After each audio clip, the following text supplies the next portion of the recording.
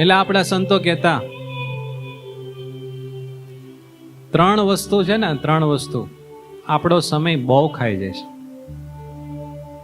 એક આળસ, જેની આપણે વાત કરી. બીજું છે દીર્ઘસૂત્રીતા. દીર્ઘસૂત્રીતા એનો અર્થ એ થાય કે 5 મિનિટનું કામ હોય ને એ 15 મિનિટમાં કરે, 15 મિનિટનું હોય ને એના માટે 30 મિનિટ લે, અને 30 મિનિટનું કામ 1 કલાકે કરે. એને દીર્ઘસૂત્રી વ્યક્તિ કહેવાય. ખ્યાલ આવ્યો તમને? એટલે ભગવાન સ્વામિનારાયણે શ્રદ્ધાવાળા ભક્તના લક્ષણ કીધા ને વચનામૃતમાં, એમાં એમ કીધું કે એના દેહની ક્રિયા કરવાની હોય ને એ તો ફટાફટ કરે, નાવું ધોવું આ છે તે છે. એને ભગવાનની પૂજા કરવી, માનસી કરવી, ધ્યાન કરવું, માળા કરવી, એમાં તો ખૂબ સમય આપે. દીર્ઘસૂત્રીતા તમે ઘણા માણસોને જોયા હશે, તમે એને બાથરૂમમાં મોકલો ને કલાકે બહાર આવે. સમજણ થાય? હું કરતો હોય ખબર નહીં, કઈ રીતે સાબુ આપતો હોય, નાતો હોય, ધોતો હોય. કઈ કોકને પેટની તકલીફ હોય, આંતરડાની તકલીફ હોય, સંડાસમાં બેસી રહેવું પડતું હોય, એ વાત આખી જુદી છે. આ તો નાવા ધોવામાં ખાલી નાય, શેમ્પૂથી બધા વાળ બાળ ધોવે, બધો મેકઅપ બેકઅપ કરે, 1 કલાક ટાઈમ બગાડે. આવા જે ટાઈમ બગાડનારા હોય ને એ બધા કહેવાય દીર્ઘસૂત્રી. રસોઈ બનાવવાનું કયો તો ઘણા બહેનો હોય ને 1 કલાકમાં બધું બનાવી નાખે ફટાફટ. અને ઘણા સવારમાં 6 વાગ્યાને ચાલુ કરે તો 12 વાગે પછી તમે જાઓ ને જમવા તોય પૂરું ન થયું હોય. એ બધા કેવા કહેવાય? દીર્ઘસૂત્રી. એટલે એવો સ્વભાવ હોય ને એ આપણે સુધારવો પડે. જે કામમાં જેટલો સમય આપવાનો હોય એટલો જ એમાં સમય અપાય, એમાં એનાથી વધારે સમય અપાય નહીં. અને ત્રીજી વસ્તુ જે આપણને બહુ નડે છે એ છે પ્રમાદ. કઈ વસ્તુ? પ્રમાદ.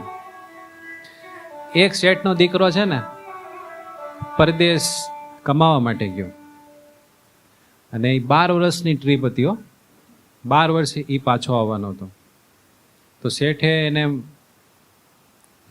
રૂપિયા અને ધન સંપત્તિ બધું દીધું અને કીધું કે બેટા 12 વર્ષની તારી યાત્રા છે, તારે ત્યાં બહુ સારામાં સારો ધંધો કરવાનો, જેટલા રૂપિયા હું તને દઉં ને એનાથી 10 ગણા થાય ત્યારે તારે ત્યાં કિંમતીમાં કિંમતી વસ્તુ હોય ને એના જહાજ ભરી ભરીને અહીંયા લાવવાના. કે વાંધો નહીં. એટલે આખા ગામમાં ઢોલ વગાડતા વગાડતા એનું માન સન્માન બધું કરીને એને વિદેશ મોકલો, સ્ટીમરમાં બેહાડી. અહીંયાથી ધન સંપત્તિ લઈને ગયો. 12 વર્ષ સુધી ખૂબ મહેનત કરી, બહુ રૂપિયા કમાણો, 10 ગણા કરી નાખ્યા. પછી એને થયું કે હવે મારા બાપાએ કીધું છે કે કિંમતીમાં કિંમતી વસ્તુ હોય ને એ બધી તું ખરીદીને આવજે જહાજ ભરીને. એટલે યુરોપ બાજુ ગયો છે એ, સમજાણો? બહુ રૂપિયા કમાણા હતા.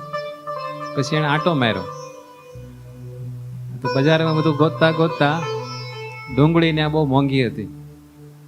જેને થયું કે 10 રૂપિયાની 1 ડુંગળી છે, એટલે આ બહુ કિંમતી કહેવાય.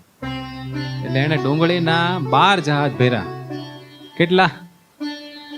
12 જહાજ ભર્યા. અને ડુંગળી લઈને અહીંયા આવ્યો. એટલે એના બાપે ગામમાં જાહેરાત કરી કે મારો દીકરો 12 વર્ષ કમાઈને આવે છે, માટે એની મહાસભા થશે અને બધાને અહીંયા જમવાનું છે, આમ તેમ બધું બહુ જાહો જલાલી કરાવી. પછી જ્યારે સ્ટીમર આવી એટલે બધા ધામધૂમથી એનું સામૈયું લઈને ગયા, એને વાતે ગાતે લાવ્યો. પછી સભામાં બધા એનું સન્માન કર્યું અને પછી કીધું કે બેટા તારી બુદ્ધિ ચાતુર્ય હવે દેખાડ. તો વિદેશમાં 12 વર્ષ જે મહેનત કરીને મેં તને કીધું તું મોંઘામાં મોંઘી બધી વસ્તુ લઈને આવજે, તો તું જે મોંઘામાં મોંઘી વસ્તુ લઈને આવ્યો છે ને અહીંયા બધાને દેખાડ. તો એનો ગુમાસ્તો હતો ને મોટી ગુણ લઈને આવ્યો. એટલે એનો બાપ તો કે આ આવડા હીરા લેવો કહું. પછી કોથળો ખોયલો ત્યાં તો ડુંગળી નીકળે. એટલે બધા દાંત કાઢવા મળ્યા. એટલે શેઠ કે આ હું લાવો બેટા? તો કે તમે કીધું તો ને મોંઘા મોંઘી વસ્તુ લાવજે. તો કે આ ડુંગળી થોડી મોંઘા મોંઘી કહેવાય, કે ત્યાં બહુ મોંઘી મળતી હતી, 10 રૂપિયાનો એક દડિયો. એટલે કે ડુંગળી લાવો. એટલે એનો બાપ કે નખો જ જાય તારું, વાળા 12 વર્ષ બગાડ્યા, મારી સંપત્તિ બગાડીને ડુંગળી લઈને આવ્યો કે? સમજાણો? એને મહેનત કરી. પ્રમાદનું દ્રષ્ટાંત દીધું તમને. એને મહેનત ખૂબ કરી, આળસ ન રાખી, પણ કરવાનું હતું એ ન કર્યું, ન કરવાનું હતું એ કરીને આવ્યો. એને કહેવાય પ્રમાદ. શું કહેવાય? ભગવાન આપણા બાપ છે, એને આપણને આ લોકમાં મોકલા છે, ધન સંપત્તિ દઈને મોકલા છો. સૌથી મોટી સંપત્તિ આ દેહ, આંખ, કાન, નાક, હાથ, જે બધું આપણે જોઈ શકીએ, સાંભળી શકીએ, કરી શકીએ, એ બધી ભગવાને આપેલી સંપત્તિ છે. આપણને જીવન આપ્યું, આ સમય આપ્યો, એ આપણા બાપે ગિફ્ટમાં દીધેલી સંપત્તિ છે. એ સંપત્તિ લઈને હવે અહીંયા ડુંગળીનો વેપાર કરવો કે હીરાનો વેપાર કરવો, એ કોના હાથમાં? આપણા હાથમાં.